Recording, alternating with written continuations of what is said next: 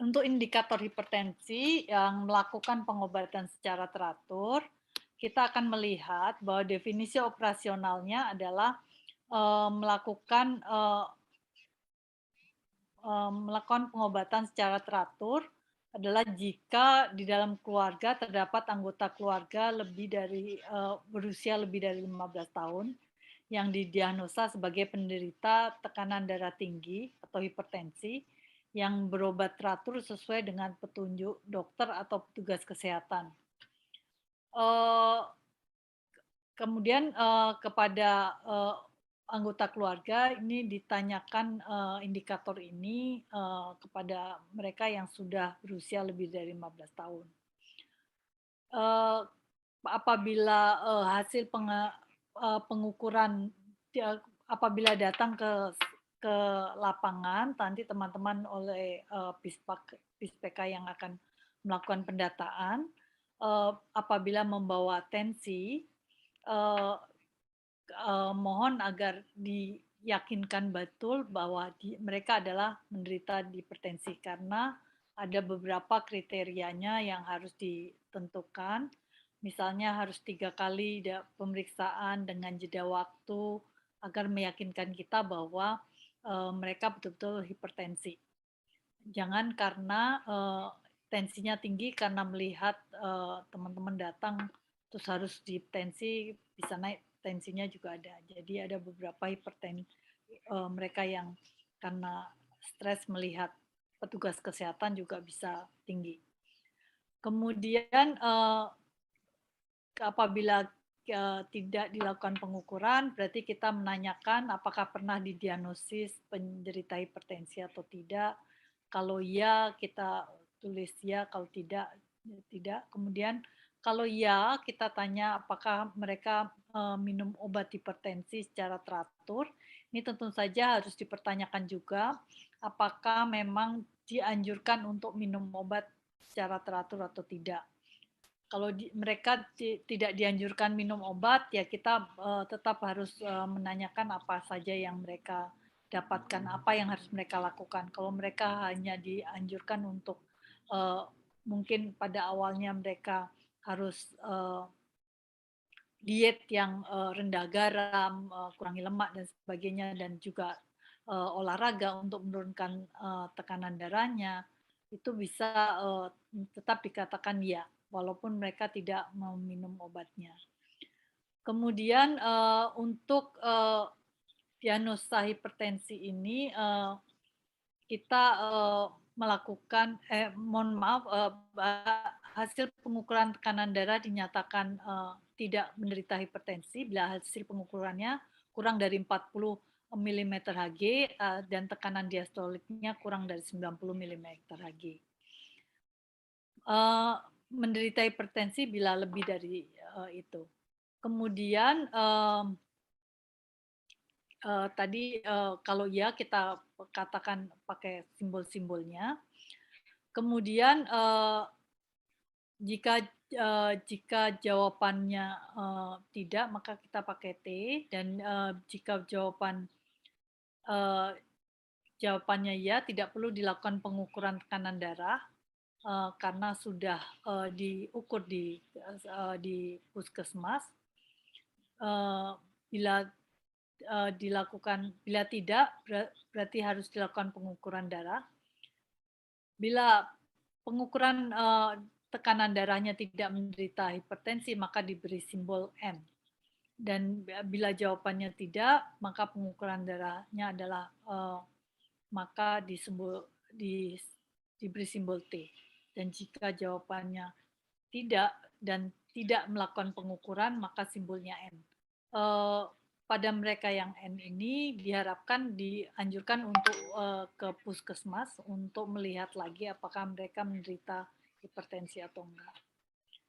Kemudian apabila mereka didiagnosa hipertensi, kemudian, kita lihat, berobat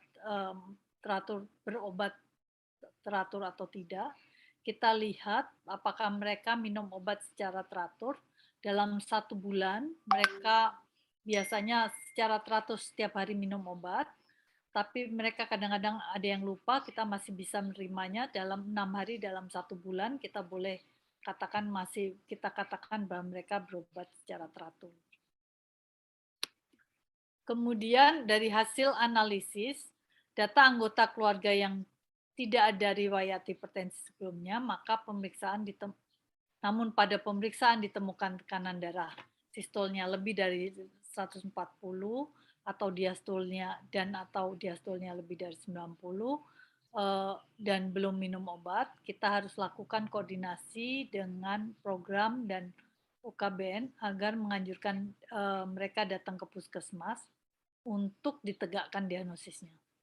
Jadi tetapi apabila pada saat mereka ke PISPK bersama dengan dokter, mungkin dokter sudah bisa menentukan apakah mereka sudah ditegakkan diagnosisnya atau belum. Sudah bisa ditegakkan diagnosisnya. Kemudian teman-teman juga dapat melakukan editing data bila hasil diagnosisnya bukan hipertensi. Tadi yang N tadi kita sebutkan T kalau misalnya memang ternyata tidak hipertensi atau dia menjadi hipertensi menjadi Y apabila mereka sudah terdiagnosa.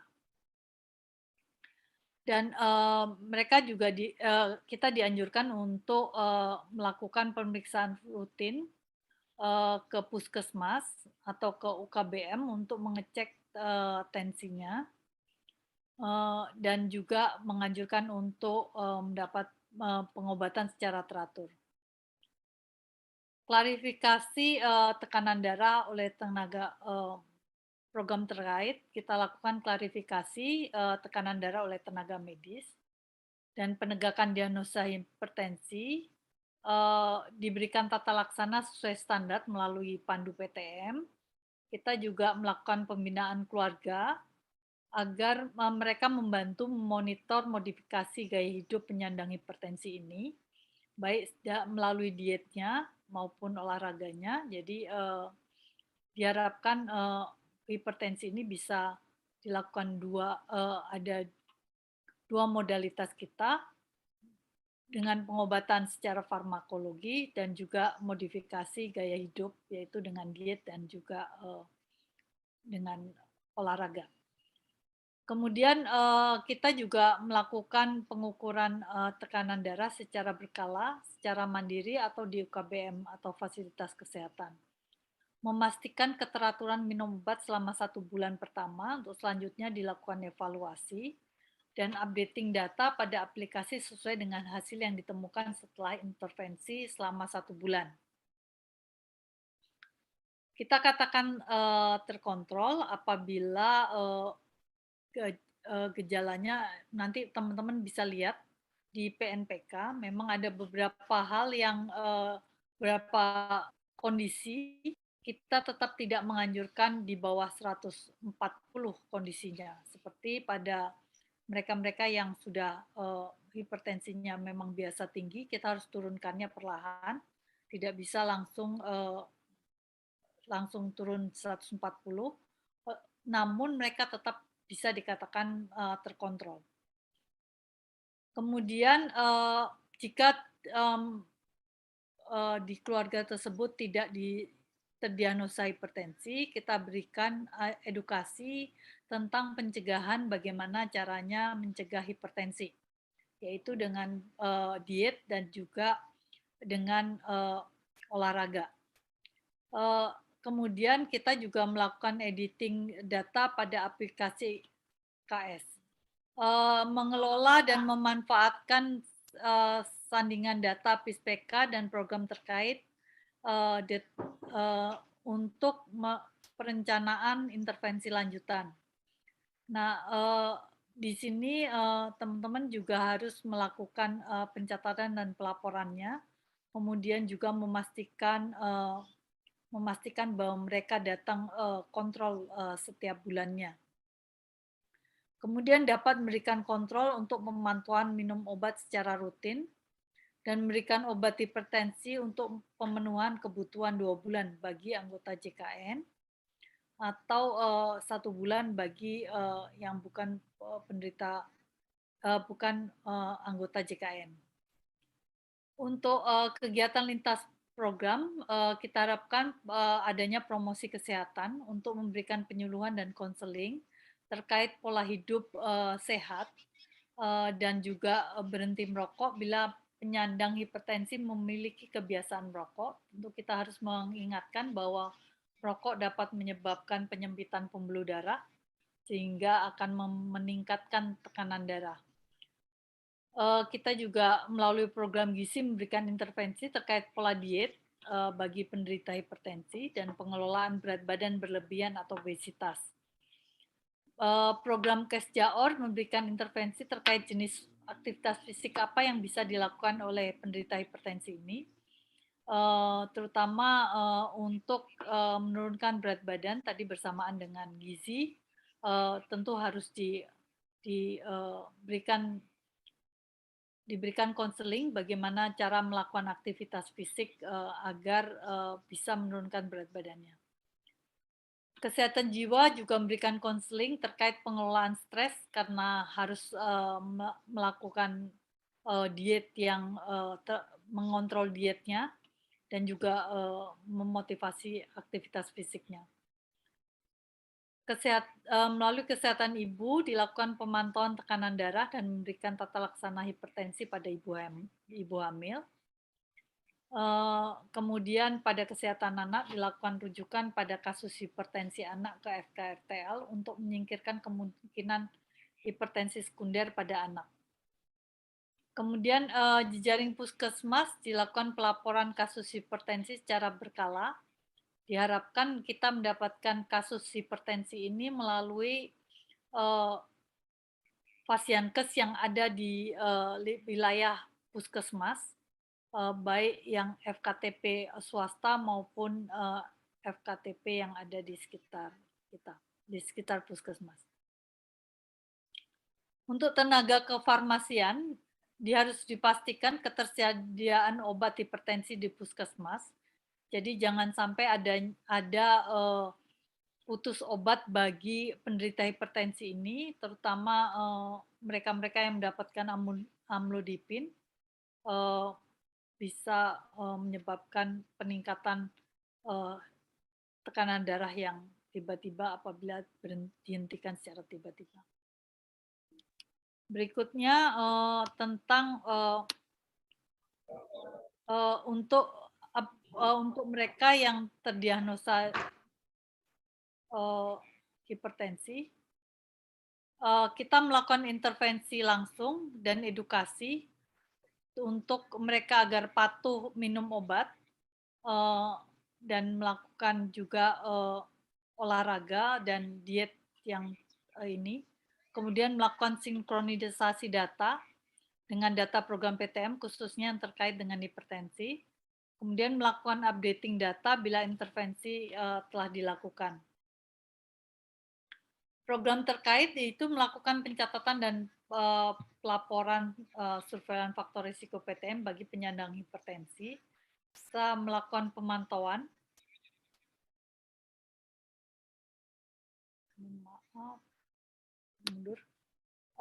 Kemudian memberikan edukasi kepada penyandang hipertensi dan keluarga tentang bagaimana cara memonitor kepatuhan minum obat dan melakukan pengukuran tekanan darah secara berkala, baik mandiri maupun di UKBM dan Fasiankes, dan juga memodifikasi gaya hidup.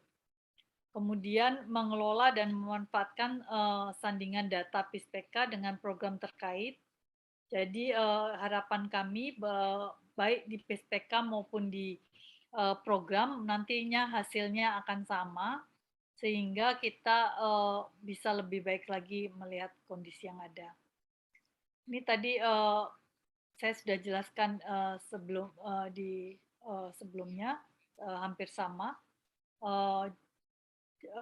Mungkin tambahannya adalah panduan tata laksana hipertensi. Kita kemungkinan besar akan memperbaiki panduan hipertensi.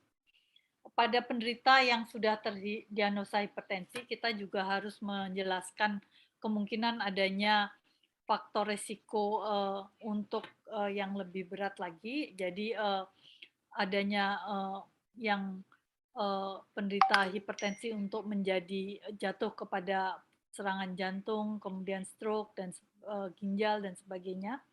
Jadi itu harus dijelaskan juga kepada mereka agar mereka juga mengetahui apabila terjadi gejala-gejala yang awal terjadinya penyakit yang memperberat kondisi hipertensi ini. Kemudian berikutnya adalah mereka yang memiliki riwayat atau diagnosis hipertensi dan tidak berobat teratur. Tentu saja kita diharapkan melakukan rujukan ke puskesmas untuk evaluasi pengobatan, evaluasi kembali pengobatannya, dan mendapatkan pelayanan deteksi dini hipertensi serta rujukan jika diperlukan. Kemudian updating data bila intervensi telah dilakukan. Kemudian melakukan updating definisi minum obat. Jadi program terkait dia berobat tidak teratur yaitu jika penyandang hipertensi secara total dalam 1 bulan terakhir tidak minum obat dalam 6 hari. Kemudian melakukan pencatatan dan pelaporan surveillance faktor risiko PTM bagi penyandang hipertensi melalui SIPTM.